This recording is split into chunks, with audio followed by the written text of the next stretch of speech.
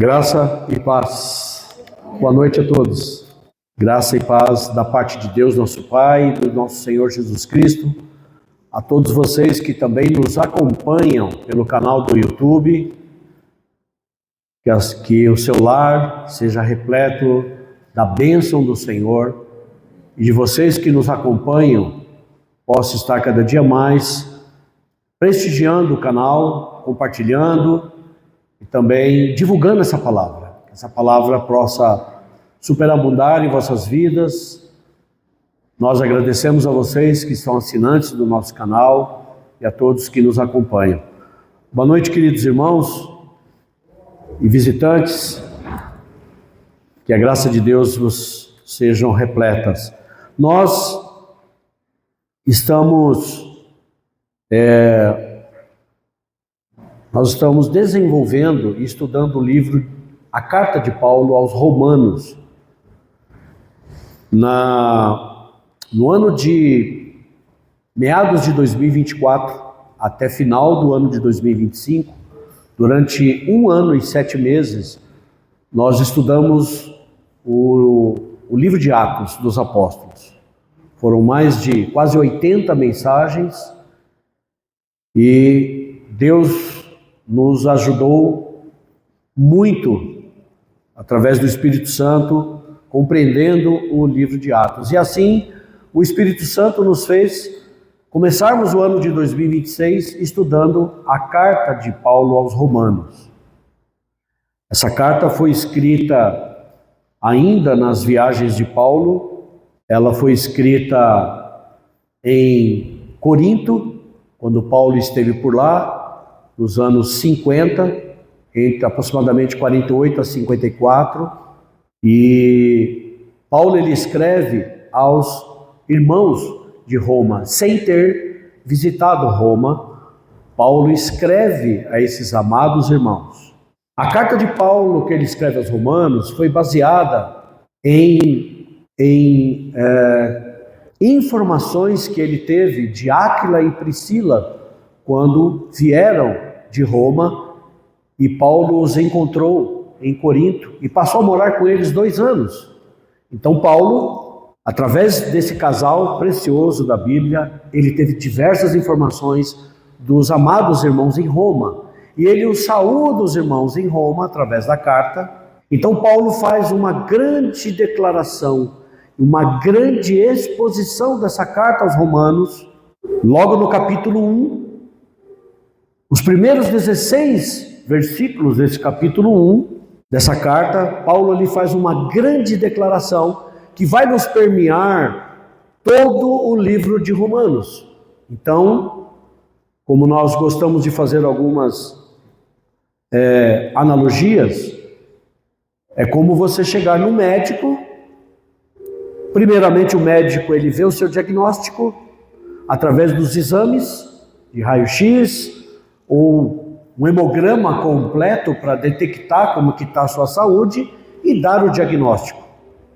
Todavia, Paulo no livro de Romanos, ele começa mostrando o remédio, mostrando nos versículos 16, 17, é uma grande declaração que permeia toda a carta de Paulo aos Romanos. Ele diz que eu não me envergonho do Evangelho. Por quê? Podemos ler esse versículo bem forte. Pois não me envergonho do Evangelho. É o poder de Deus para a salvação de todo aquele que crê. Primeiro do judeu.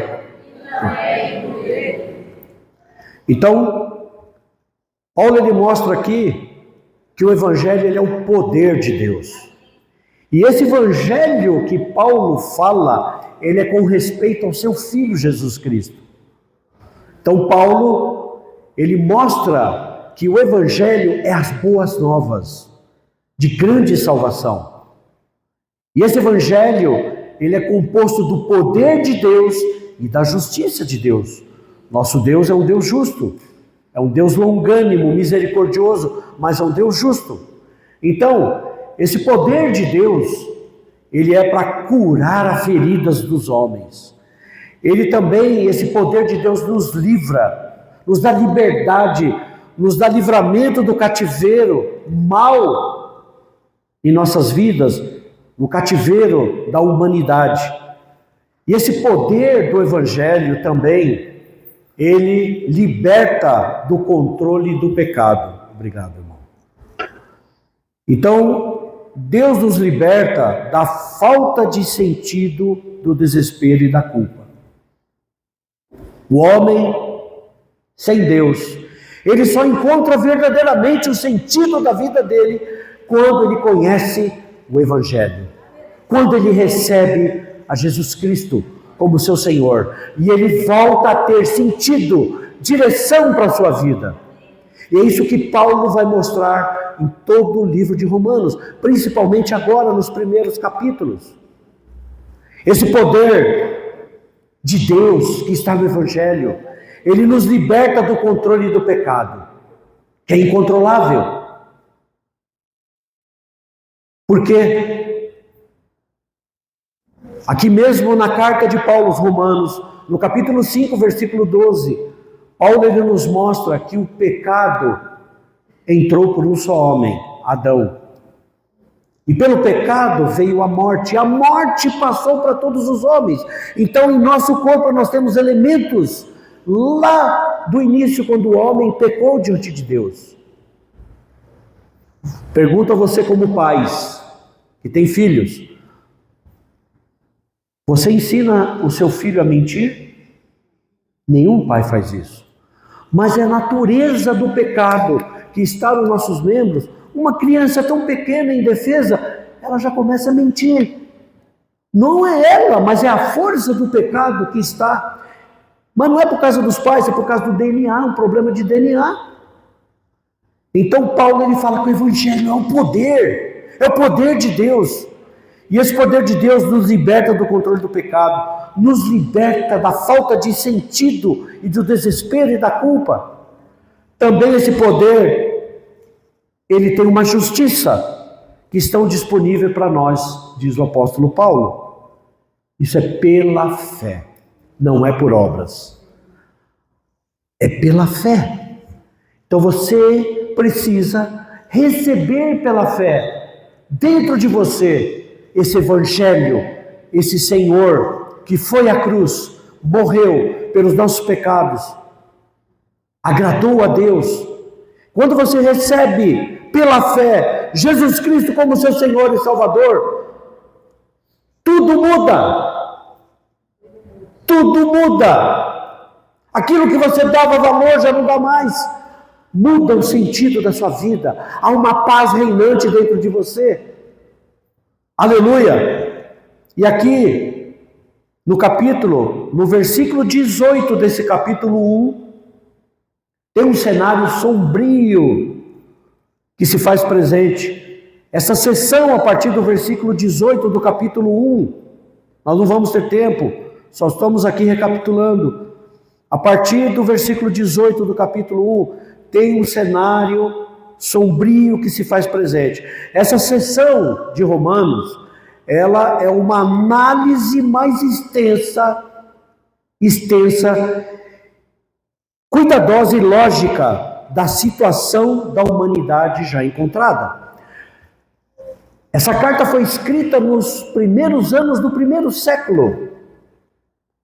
Nós estamos no ano 2026, são aproximadamente quase 2000 anos. Como está a humanidade hoje, depois de 20 séculos? Paulo, quando ele escreveu essa carta, ele tinha um cenário da atualidade da sua época, de Roma. Roma era a capital do mundo da sua época. Uma cidade completamente devassa, depravada, através dos seus imperadores, que foram os mais terríveis da humanidade. Tudo era permissivo. E Paulo ele escreve para a sua geração da sua época, mostrando que existem duas categorias de pessoas, os gentios e os judeus. Para os judeus, Eles, os judeus, eles receberam todos os oráculos de Deus. Romanos capítulo 9, versículo 4, o apóstolo Paulo fala que deles pertence a aliança, as promessas, as leis. Mas os gentios sempre foram desobedientes de Deus. Judeus e gentios nunca se deram, até hoje. E nós nascemos quase 20 séculos depois. Ninguém tem aqui mais de 100 anos, né? Nós nascemos agora. E o Evangelho chegou para mim e para você. Aleluia! Glória a Deus! Então, na semana passada, o nosso irmão, ele nos mostrou esse cenário. E esse cenário, ele vai até o versículo 20 do capítulo 3. Então, Paulo, ele apresentou um quadro sombrio e terrível do mundo pagão, logo no versículo 18 até 32 do capítulo 1. E o irmão Emerson nos ajudou em 2 mensagens passadas. Ele dividiu essas 2 mensagens em 2 blocos de versículos. E ele nos mostrou a decadência moral das pessoas que não têm Deus, que conhecem a Deus, mas que o rejeitaram. Nós vamos ver aqui quão terrível é rejeitar a Deus. E ele nos mostrou um abismo. E esse abismo, o irmão nos mostrou que cada vez mais os homens foram descendo. Lembram? Semana passada, degrau por degrau, andar por andar. Ele fez uma analogia de um prédio, onde você desce até o subsolo. E a situação da degradação humana é tão grande, que ainda no subsolo ainda tem um porão. De tão terrível que é. E aí o nosso irmão, ele nos mostrou o primeiro bloco de versículos, do versículo 18 a 23 do capítulo 1, mostrando que a impiedade e o desrespeito a Deus, uma falta de reverência, isso resulta em maldade. A humanidade, ela suprime a verdade, ignora a Deus e não glorifica e nem lhe dá graças. Então, essa humanidade, ela substitui uma adoração por coisas visíveis, por coisas palpáveis. E aí entra a idolatria, escolhem deuses substitutos. Fazer com que Deus pareça muito menos do que realmente Ele é. E por esses meios, os homens suprimem a verdade de Deus e se tornam ímpios. E cometem toda sorte de impiedade. No segundo bloco, o irmão nos mostrou os efeitos dessa impiedade da sociedade humana. Será que nós estamos falando de 2000 anos atrás? Ou nós estamos falando no tempo presente?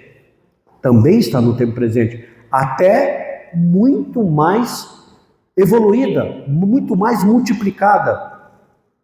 E os efeitos dessa sociedade que não quer Deus, a maldade inevitavelmente segue, Arnaldo. Segue. E quando os homens perdem a Deus, eles perdem a si mesmo. O irmão falou uma palavra muito forte. Eles perdem a sua identidade. Você já ficou sem documento e foi parado por algum policial? Puxa, esqueci a carteira de casa. Quem você é? Não tem documento? Cadê sua identidade? Quem você vai provar que você é? Então, eles perdem a sua identidade. Então, os efeitos, quais foram os efeitos gravíssimos aqui desse cenário que o irmão nos mostrou em 2 mensagens? Eu, ainda considerando essa mensagem, eu tive um sentimento aqui nessa mensagem que o Espírito Santo nos inspirou. Eu vou pedir mais um momento, vamos orar mais um pouco? Vamos orar, vamos agradecer ao Senhor. Pai, nós te bendizemos santificado seja o teu grande e precioso nome. Por meio de nosso Senhor Jesus Cristo, nos achegamos a ti confiadamente, junto ao teu trono da graça, para receber de ti graça, misericórdia e socorro em ocasião oportuna. Tu és o Deus justo, santo. Ó amado e querido Senhor, nós apreciamos a tua palavra e através dela, da tua palavra, nós temos colocado a tua palavra como modo de vida, porque nada está acima da tua verdade, nada está acima da tua palavra. Sua palavra é tudo em nossa vida. Pai, nós te agradecemos pela tua palavra, a tua palavra é a verdade. Oh, através da verdade, inspira nossos corações. Oh, liberta a nossa mente agora à noite. Limpa o nosso coração de qualquer trânsito que possa ainda haver. Se há alguma barreira, algo contrário, nós já repreendemos em nome de Jesus. Em nome de Jesus Cristo nós te louvamos, te bendizemos, te agradecemos. Para a glória de Deus Pai. Então, o que aconteceu com os efeitos do pecado no homem? Ele corrompeu as 3 partes do homem. Eu fiz aqui, eu não sei se vocês estão enxergando, está um pouquinho, deixa eu ver se eu consigo dar mais um reforço aqui. Amém.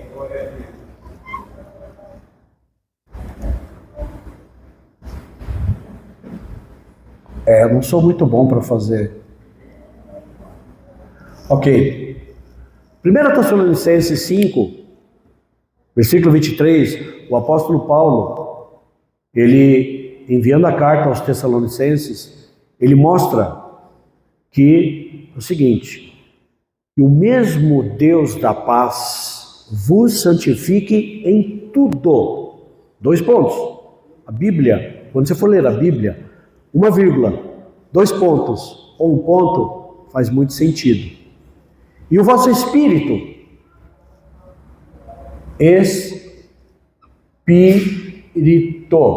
letra minúscula, vosso espírito, é a parte mais interior do homem. A alma e o corpo. E o vosso espírito, alma e corpo sejam conservados íntegros e irrepreensíveis na vinda do Senhor. Paulo escreve para crente. Mas o que aconteceu com os efeitos do pecado que entrou por um só homem, e o pecado passou a todos os homens porque eles pecaram contra Deus? O espírito do homem, aqui a parte mais interior, ele é composto de 3 partes. Os irmãos lembram? Comunhão, intuição, consciência. 3 partes aqui do espírito humano. O que aconteceu com os efeitos do pecado? Contaminou todo o espírito do homem. Ele perdeu a comunhão com Deus, perdeu a intuição, e Deus, pela sua longanimidade e bondade, ele conservou a consciência. A consciência, ela tem um órgão de ter consciência de quem Deus é, das coisas criadas, das coisas visíveis, para que o homem possa receber a Deus e restaurar toda parte. O que aconteceu com a alma do homem? A alma também ela tem 3 partes. Ela é composta de mente, me ajudam aí, irmãos, vontade e emoção. O que aconteceu com essa humanidade? Também perdeu os sentidos da alma. A sua mente ficou corrompida. O homem perdeu a vontade.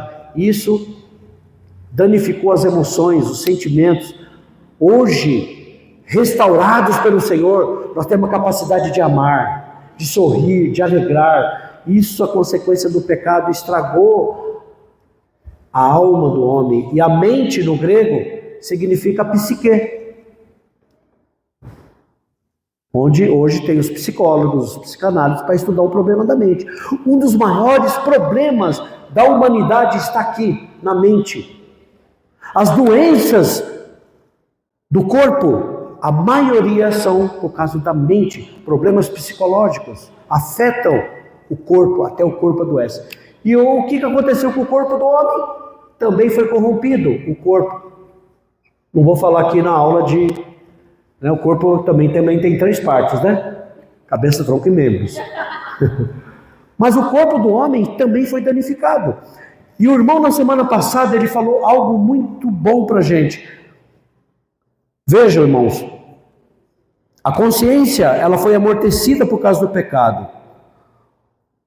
O versículo 21 diz: eles tendo conhecimento de Deus, não glorificaram como Deus, nem lhe deram graças, antes se tornaram nulos em seus próprios raciocínios, obscurecendo-lhes o coração insensato. O conhecimento, ele vem através da consciência.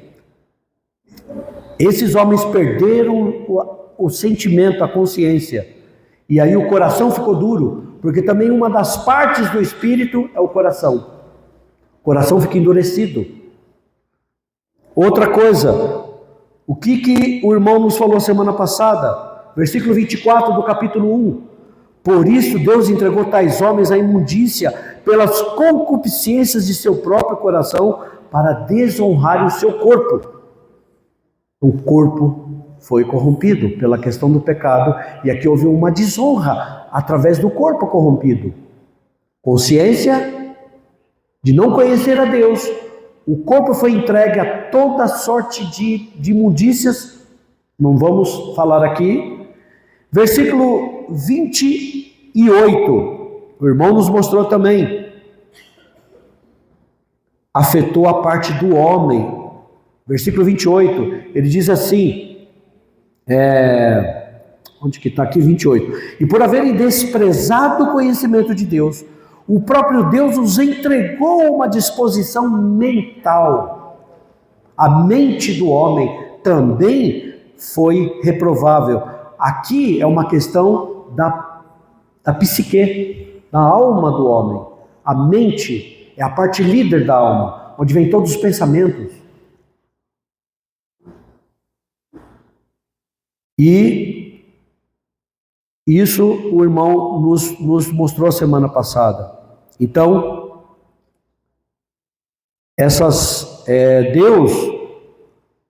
Deus ele entregou esses homens a toda sorte de imundícia. E o irmão nos falou a semana passada, a palavra em grego, é um verbo em grego muito forte. A palavra Deus os entregou, Paulo repete essa frase 3 vezes, nos versículos 24, 26 e 28 do capítulo 1. E o irmão Emerson nos falou algo muito sério, irmãos. Nós precisamos relembrar tudo isso para a gente entrar no capítulo 2. Eu não entrei ainda na mensagem de hoje, tá? Vamos ver se eu consigo correr aqui.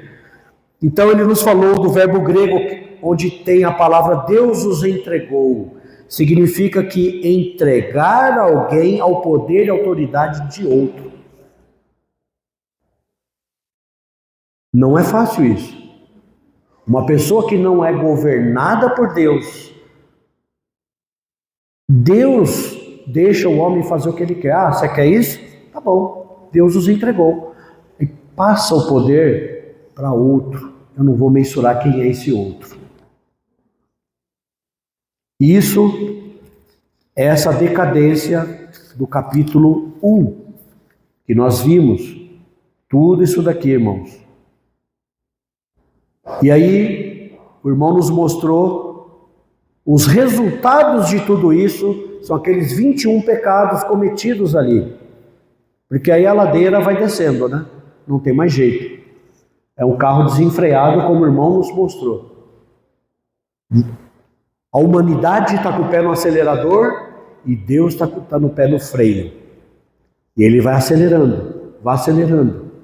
E Deus quer pisar no freio para que o homem tenha consciência de Deus, que o homem tenha consciência que ele precisa se voltar ao seu Criador. Nós fomos criados no barro, fomos criados, quando Deus criou o homem, a primeira coisa que Deus fez, Ele soprou a sua essência dentro do homem, soprou a essência de Deus. Então é impossível o homem viver sem Deus, ele foi criado para o Criador.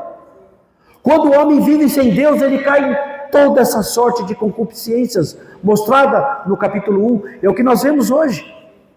Se você abre notícias, você só vai ver corrupção. Corrupção, corrupção, corrupção, corrupção. Está no homem sem Deus, o homem que rejeita a Deus. Isso é uma condição imoral. O cenário todo do capítulo 1 é uma condição da imoralidade. Agora, quando entra no capítulo 2, que é a mensagem de hoje, vamos ler Romanos capítulo 2, do versículo 1 até o versículo 11. Podemos colocar todos os versículos?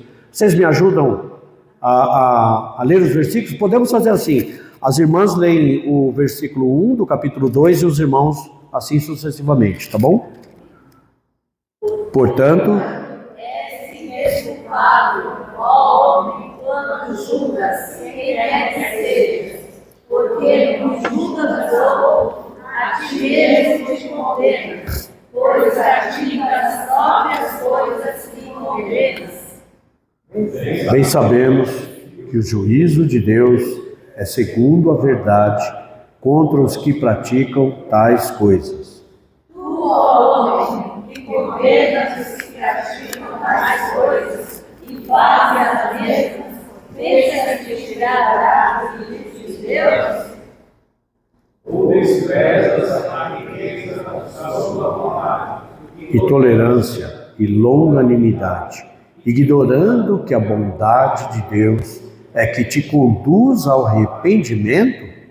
Mas segundo a tua dureza e coração inteligente, acumulas contra ti mesmo ira para o dia da ira e da revelação do justo juízo de Deus, Que retribuirá a cada um segundo o seu procedimento.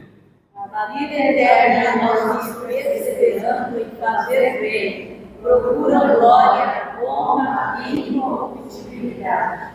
Mas a ira e indignação aos facciosos que desobedecem à verdade e obedecem à injustiça. Tribulação e angústia virão sobre a alma de qualquer homem que faz mal ao judeu primeiro e também ao grego. Glória, porém, e honra e paz a todo aquele que pratica o bem, ao judeu primeiro e também ao grego. Porque para com Deus não há acepção de pessoas. Agora nós entramos no capítulo 2 e Paulo, ele dirige esses argumentos de uma maneira interessante.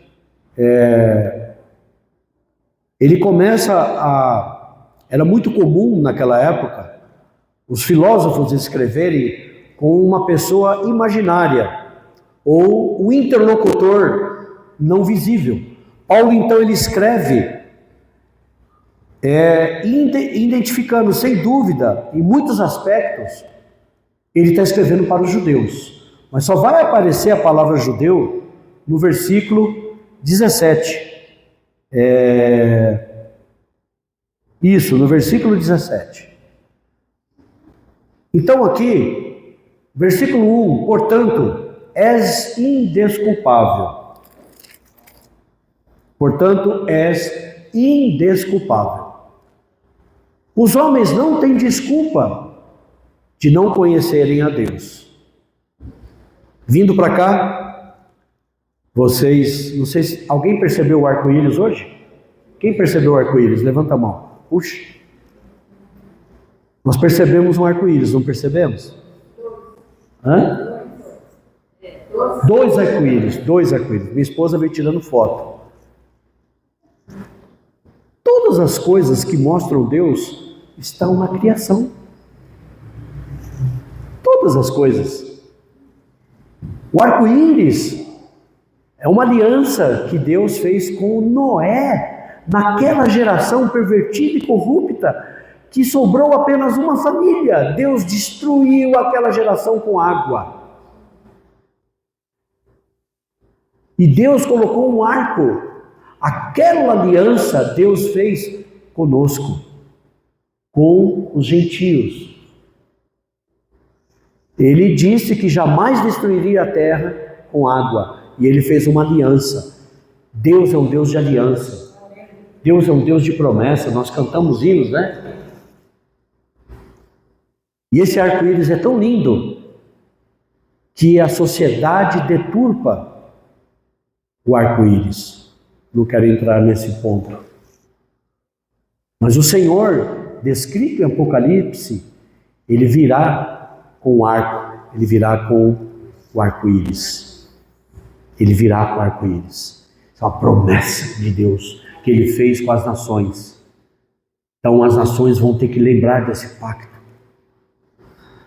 E é indesculpável. O homem não tem desculpa de saber quem é Deus pelas coisas criadas. E aqui, no versículo 1, portanto é indesculpável, ó homem. Quem é esse homem? Paulo, quando ele escreve com o seu interlocutor, ele está como se estivesse falando com alguém ali. É desculpável o homem. Quem quer que sejas tu que julgas. Aqui nós estamos falando de julgamento, de julgar. Julga outro, a ti mesmo te condenas, porque tu julgas e praticas as mesmas coisas. No grego, a palavra julgar, aqui, é condenar. O verbo é um verbo de julgamento com sentença de condenação. E quando ele pratica as mesmas coisas, no grego é uma prática habitual. A pessoa faz um modo de viver e ela não, o modo dela de vida é esse. E aqui fala de julgar. Oh, irmãos, como é sério esse assunto de julgar os outros. Porque Paulo, agora ele começa a falar para uma classe de pessoas morais. Nós vimos os imorais do capítulo 1, agora é uma classe moral.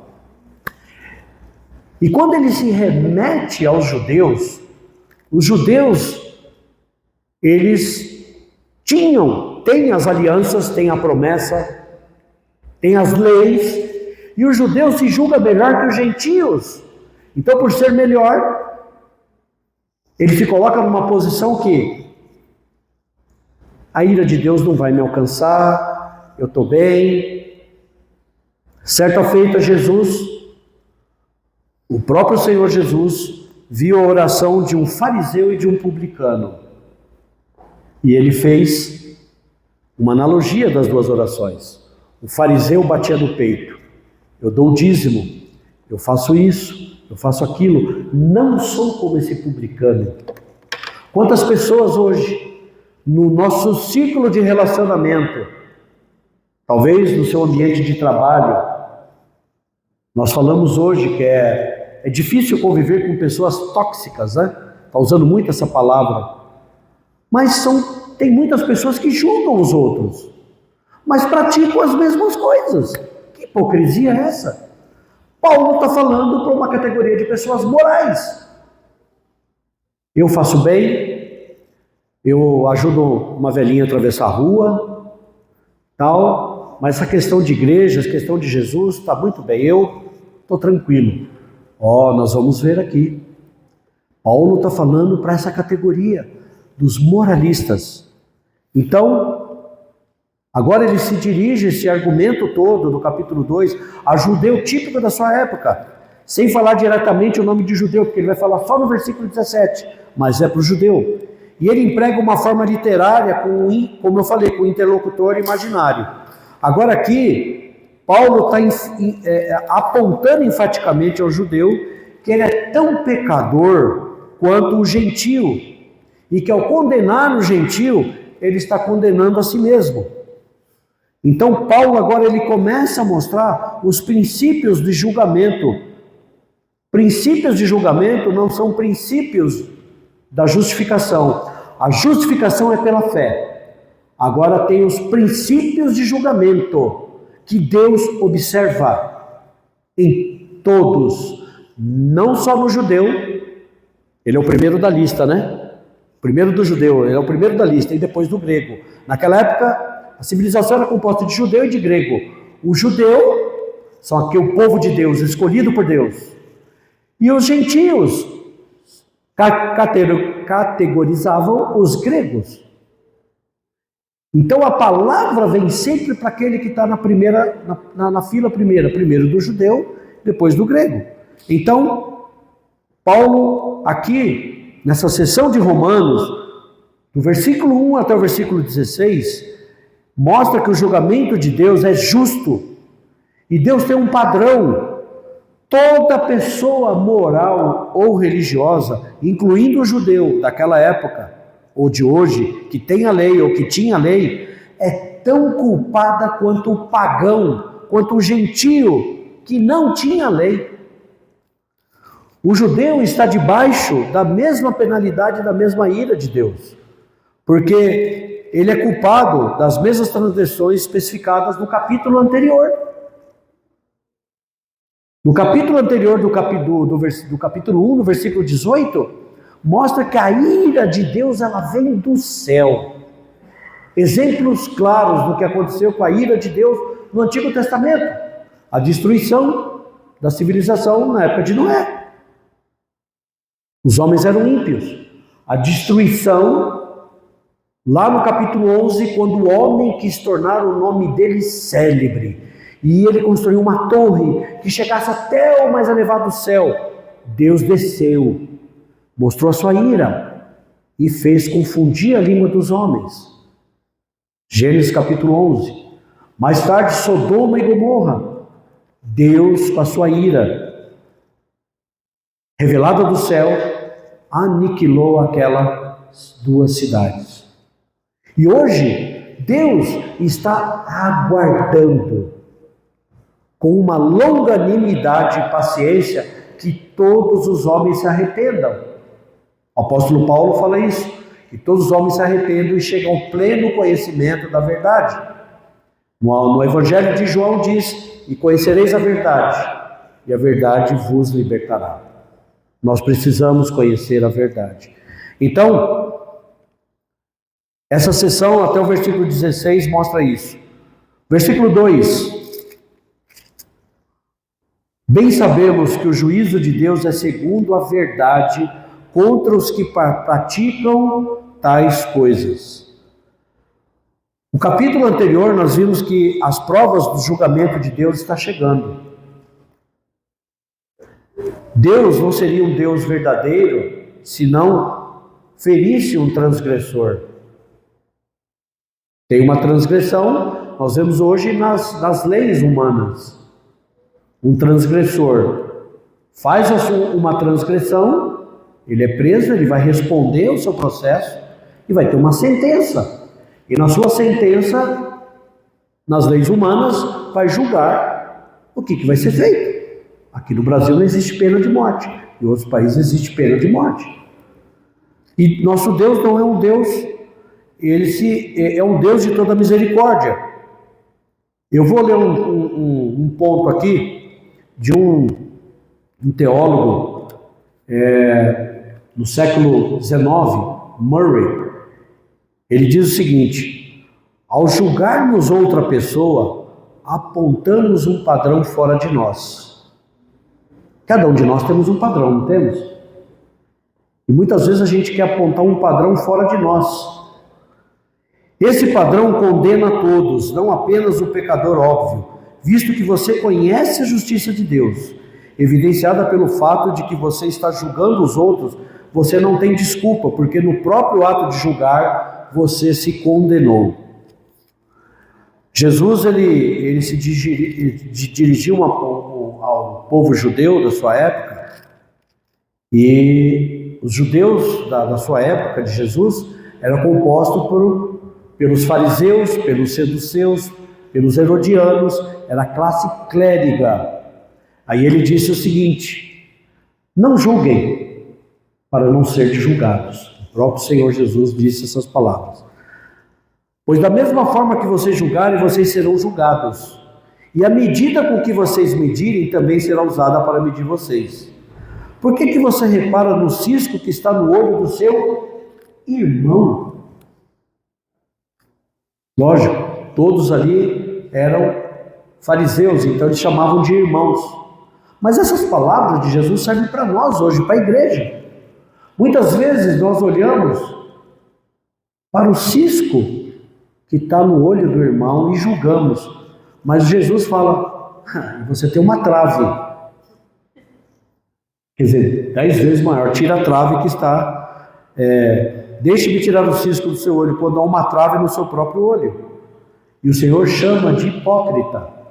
Hipócrita é o moralista que julga os outros, coloca um padrão fora dele para julgar as pessoas, mas ele mesmo pratica as mesmas coisas.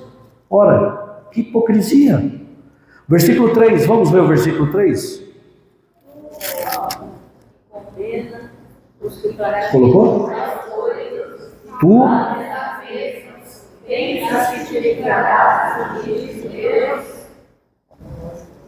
versículo 3 eu vou repetir. Tu, ó homem, que condenas os que praticam tais coisas e fazes as mesmas, pensas que te livrarás do juízo de Deus?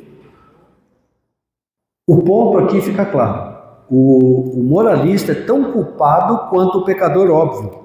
Como eles escaparão do juízo de Deus?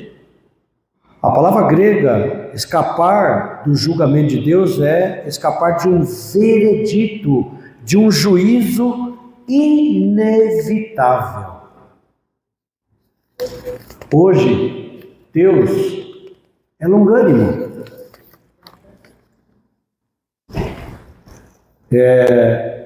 Eu gosto de conversar com pessoas de mais experientes, mais de idade.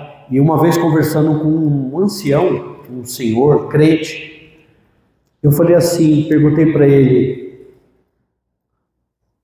na sua vida cristã, quanto tempo você ouviu dizer que Jesus estava voltando? Eu tinha 35 anos, uma pessoa de quase 90. Então, na época dele, ele ouvia muito dizer que Jesus estava voltando. Nós estamos em 2026. Por que Deus está aguardando? Essa é a longanimidade de Deus. Ele está aguardando que muitos se arrependam. Quantas pessoas hoje...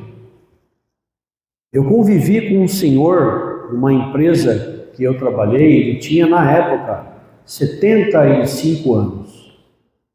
Eu não perdi a oportunidade, eu falei para ele do caminho da salvação, eu falei para ele que ele precisava de Jesus Cristo para dar sentido na vida dele. Até hoje, eu não tenho mais contato com ele. Na época, fiquei 3 anos nessa empresa, preguei o evangelho para ele. Quantas pessoas hoje com 50, 60, 70 anos vivem dissolutamente. E Deus, com a sua longanimidade, aguardando. Porque um dia vai chegar. Quão grande é a bondade de Deus. E Deus enviou Jesus Cristo há mais de 2000 anos. Deus é muito paciente, não é, irmãos? Alguns são permitidos ainda a ficar na incredulidade, na transgressão, por tanto tempo.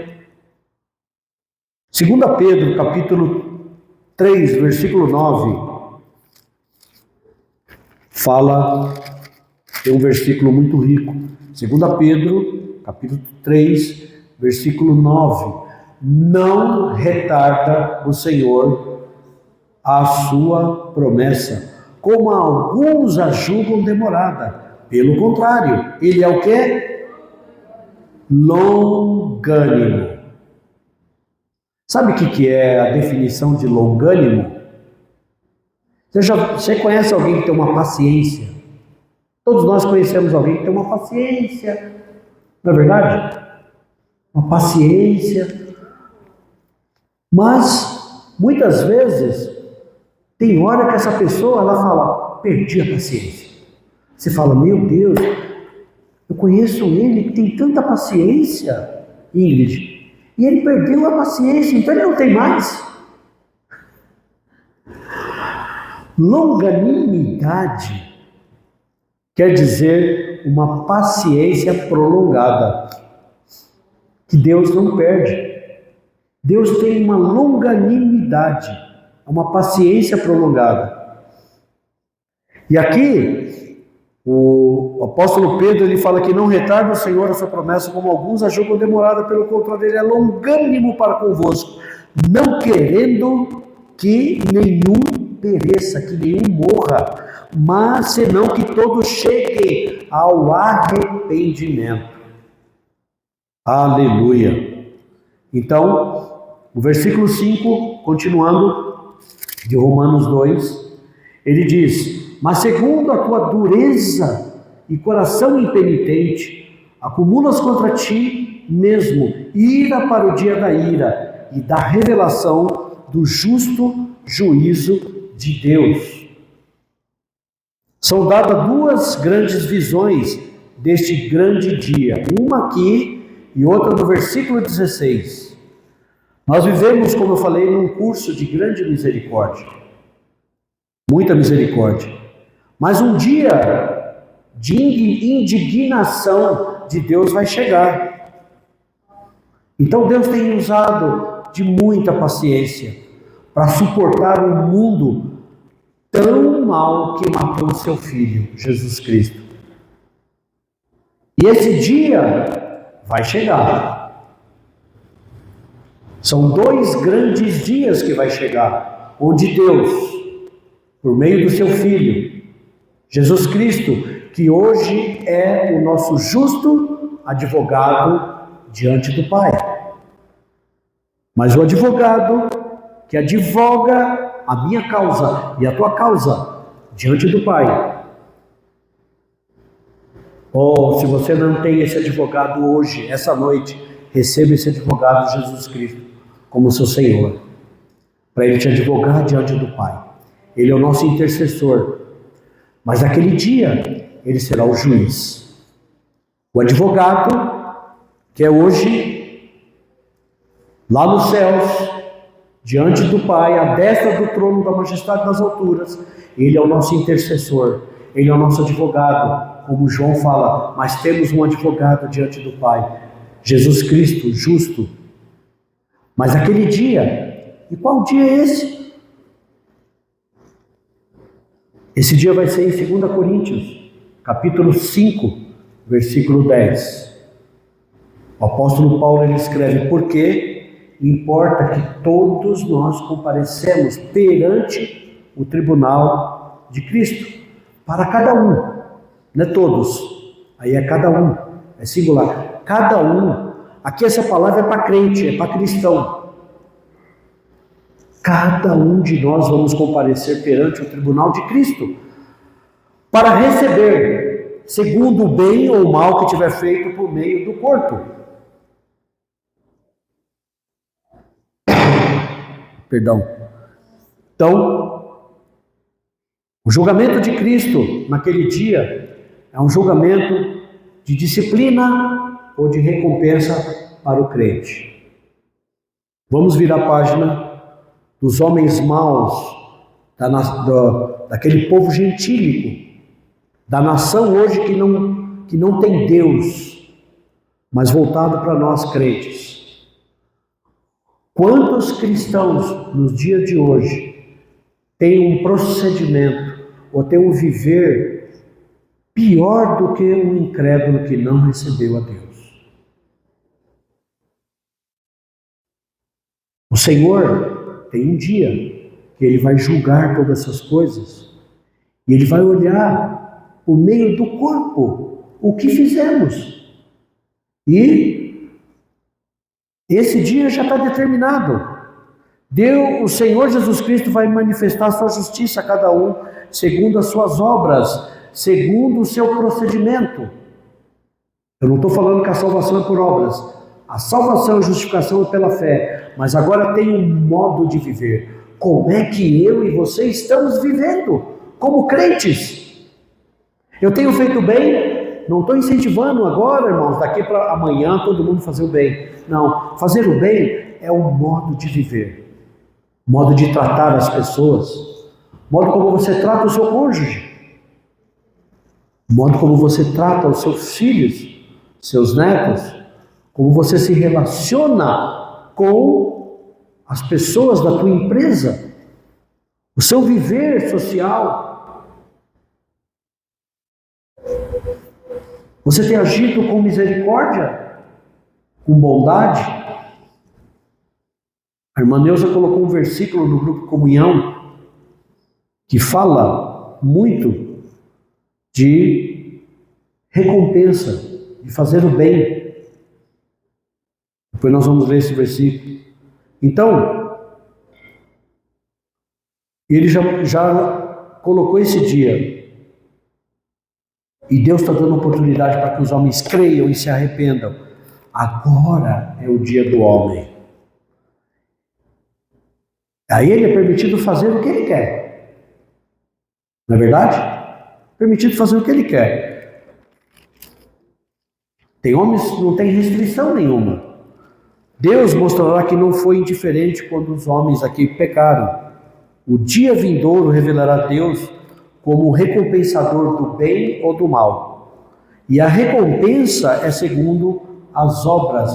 Esse é o verdadeiro princípio da justiça. Por isso que ele fala aqui,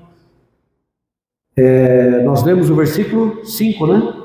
Mas segundo a tua dureza do coração impenitente, acumulas contra ti mesmo ira para o dia da ira e da revelação do justo juízo de Deus, que retribuirá, versículo 6, retribuirá a cada um segundo o seu procedimento, ou segundo as suas obras. O que nós fizemos por meio do corpo?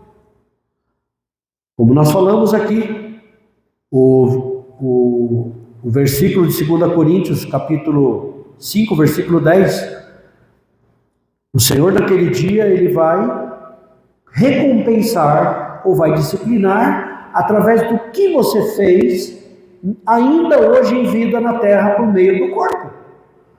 O nosso corpo, as nossas atitudes, o nosso testemunho é para glorificar a Deus.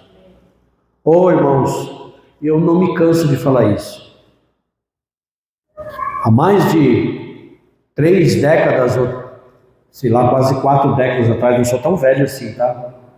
Eu fui salvo por testemunho, por procedimento de 2 irmãos preciosos que vinham todos os dias do meu setor na empresa e me davam um bom dia. Você já pegou na mão de alguém que te dá um bom dia? Aquele bom dia que você fala, meu Deus, que bom, eu nunca recebi um bom dia desse.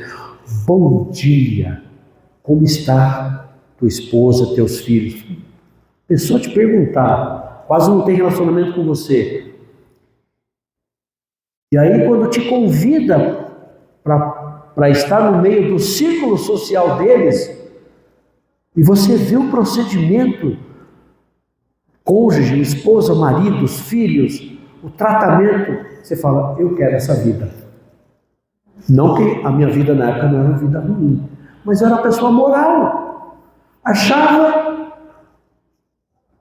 que para ir num determinado lugar, uma vez por mês, ou fazer isso, ou fazer aquilo, minha consciência estava tranquila de Deus. Mas eu não tinha o verdadeiro sentido da vida. Só fui receber o verdadeiro sentido da vida quando eu recebi Jesus Cristo como meu Senhor e Salvador. E Deus passou a mudar completamente essas 3 partes. Primeiro, Deus, Ele entra no seu espírito. Deus Ele entra no nosso espírito. Você o aceita como Senhor e Salvador, ele entra no teu espírito. Restitui as 3 partes, a comunhão com Deus, aquela comunhão que foi quebrada com o pecado. Você volta a ter comunhão com Deus, orar. Você volta a ter intuição, percepção do que é mal, percepção do que é bom. Você começa a ter uma consciência mais clara. Isso está tudo no Espírito. E o que acontece quando você vai para a Palavra de Deus, quando você se alimenta da Palavra de Deus, quando você está no meio dos irmãos, esse Espírito cheio começa a encher a tua alma. A tua alma começa a ficar cheia, a tua mente passa a ter uma mente de pensar diferente, de mudar o significado da sua vida, a sua vontade, mas não é mais a sua vontade é uma vontade controlada por Deus. As suas emoções passam a ser emoções de alegria, de prazer, de satisfação. Oh, aleluia! Esse é o verdadeiro sentido da vida humana. Deus entra dentro e Deus faz algo de dentro para fora, até o teu corpo ganha vida. Não é como a religião. A religião vai dizer o que você deve fazer, o que você não pode, o que você deve, o que não deve. Usa isso, usa aquilo. A religião vai te fazer algo no seu exterior, mas não vai mudar.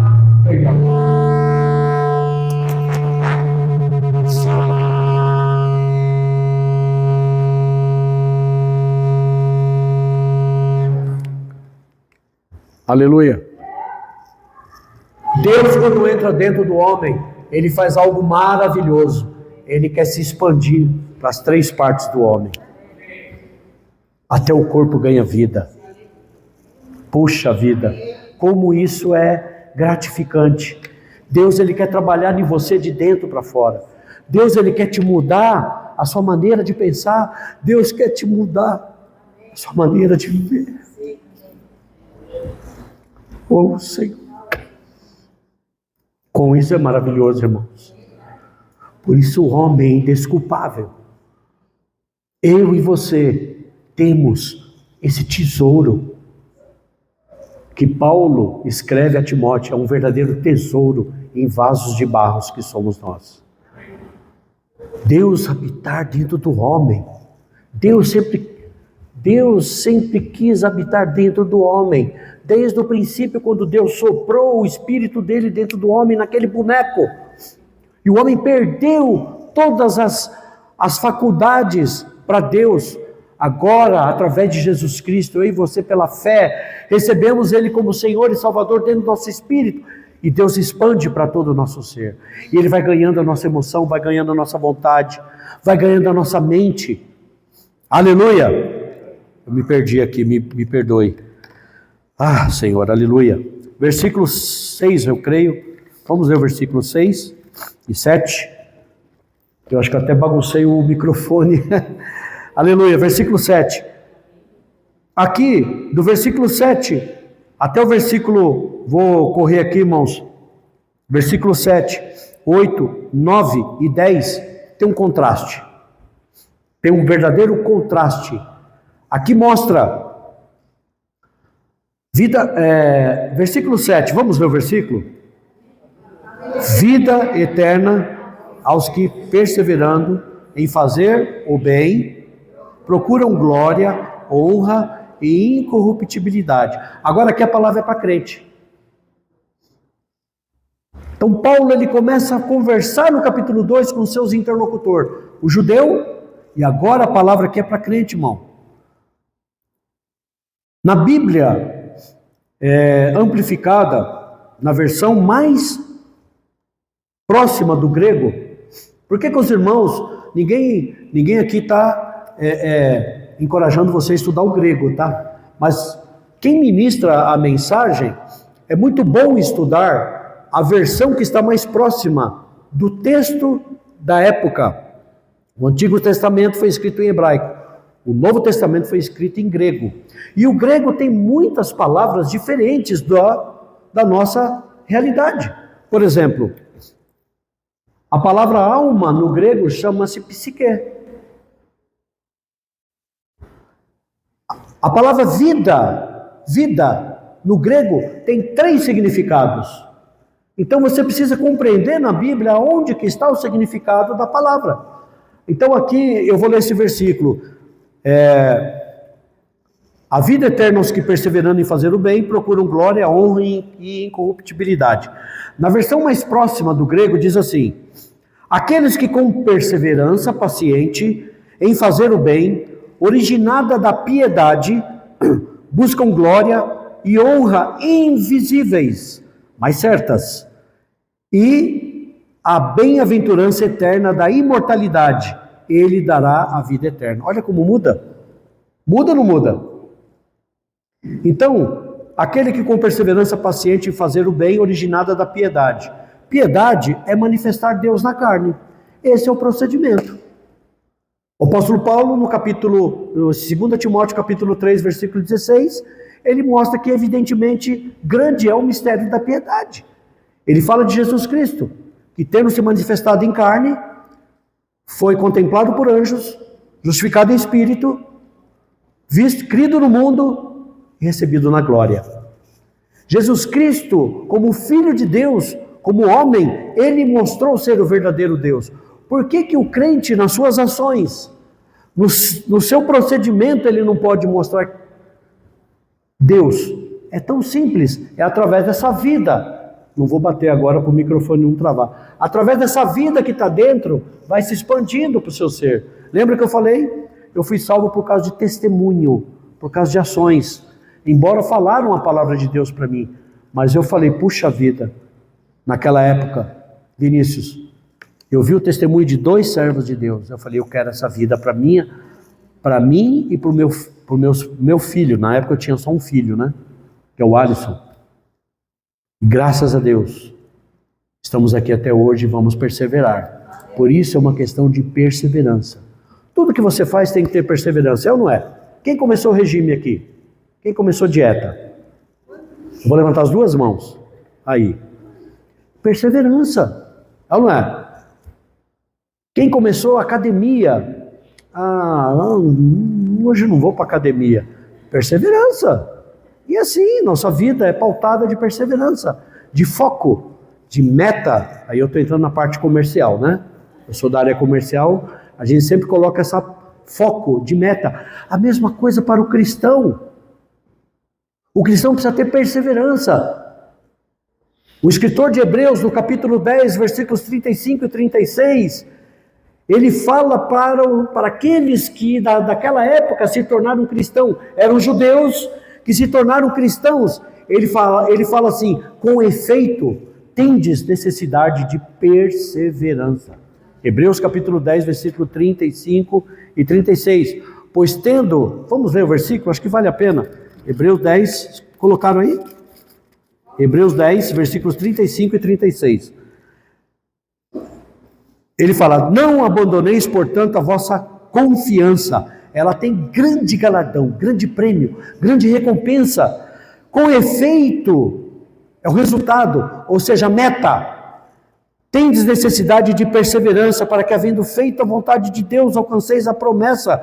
Porque aí ele fala ainda, que é a promessa? Porque ainda dentro de pouco tempo aquele que vem virá e não retardará a sua... e virá e não tardará. Todavia o meu justo viverá pela fé. Se retroceder, se eu voltar para trás, nele não se compraz. Eu não tenho prazer na sua alma. Nós, porém, versículos 39, nós, porém, não somos dos que retrocedem para a perdição. Somos, entretanto, da fé. Quem é que é da fé aqui? Somos, entretanto, da fé. Fala assim. Somos, entretanto, da fé. Aleluia. Para conservação ou salvação. A palavra original aqui é salvação da alma. E nós estamos num processo hoje de que a vida de Deus entrou dentro de mim e de você. Ela está cada dia mais ganhando ou salvando a nossa alma. Você sente que você hoje é diferente de quantos anos atrás? De 10, de 20 ou de 30 anos atrás? Deus tem ou não tem ganhado um pouquinho mais a sua mente? As suas vontades? As suas emoções? Por quê? É através de perseverança. Eu comecei uma dieta há 30 dias. Oh, aleluia! E eu estou perseverando. Às vezes, dá vontade de dar um desvio, mas opa, né, Gêner? Não podemos desviar. E eu estou gostando do Gêner, tá firme. Nós estamos conversando de dieta, a Fabiana está ajudando ele, a Rosane está me ajudando. É isso aí, não estou aqui pregando que todo mundo tem que fazer dieta, tá? Dieta é uma maneira de você mudar sua maneira de comer, de se alimentar. Os cristãos hoje também precisam ter uma mudança de dieta, precisam se alimentar mais da palavra, conhecer mais a verdade.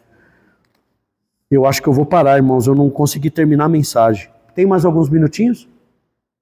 Tem mais algum minutinho? Aqui, então a palavra aqui, nos versículos 7 e 8 é para crente. Vida eterna.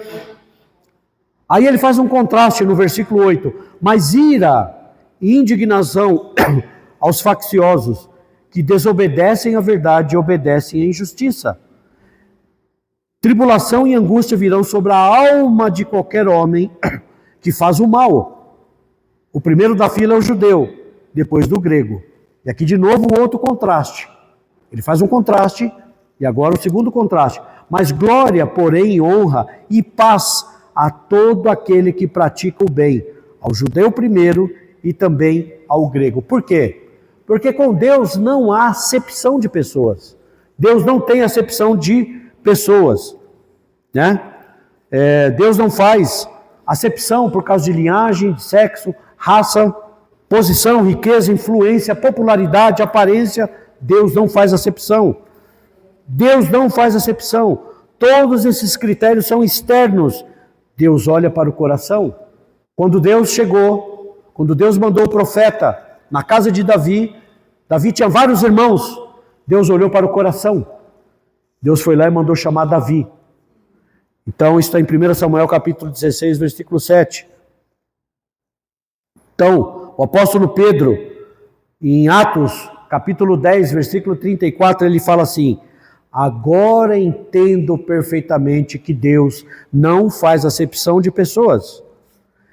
Também Pedro escreve na sua epístola, 1 de Pedro 1,17, e se vocês chamam de Pai aquele que julga imparcialmente, segundo as obras de cada um, vivam em temor durante o tempo da sua permanência na terra. Aleluia. Parando por aqui.